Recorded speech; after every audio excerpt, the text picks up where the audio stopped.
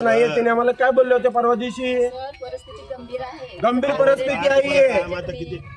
आता खूप झालंय, खूप म्हणजे खूप झालंय. आता काय सांगून उपयोग नाहीये साहेब. आम्ही सोलापुरातील दमानी नगर परिसरात असलेल्या बांधकाम कामगार कार्यालयासमोर आज बांधकाम कामगार संघर्ष समितीने सामुदायिक आत्मदहनाचा प्रयत्न केला। यावेळी मोठे आंदोलनही करण्यात आले। महाराष्ट्र बांधकाम कामगार न्यायक हक्क संघर्ष समितीच्या वतीने कामगारांची होणारी लूट थांबवून ठेकेदाराचा ठेका रद्द करावा या मागणीसाठी सहाय्यक कामगार आयुक्त कार्यालयासमोर सामुदायिक आत्मदहन आंदोलन करण्यात आले। बांधकाम कामगारांकडून भांडी वाटप करताना ठेकेदार 1000 ते 1500 रुपये घेऊन भांडी संच देतात। यावरून बांधकाम कामगार संघर्ष समितीच्या वतीने हे आंदोलन करण्यात आले। यापूर्वीही हे आंदोलन करताना 31 जुलै रोजी आम्ही आत्मदहन करू असा इशारा देण्यात आलेला होता। आज सकाळी 11 वाजण्याच्या सुमारास हे आंदोलन झाले। यावेळी सोहेल शेख यांनी आपल्या अंगावर डिझेल ओतून आत्मदहनाचा प्रयत्न केला। यावेळी उपस्थित पोलिसांनी तात्काळ सोहेल शेख यांचा बचाव केला। संघर्ष समितीचे अध्यक्ष विष्णू कारंपुरी यांच्या नेतृत्वाखाली हे आत्मदहन आंदोलन करण्यात आले। या आंदोलनानंतर पोलिसांनी सर्व पदाधिकारी आणि कार्यकर्त्यांना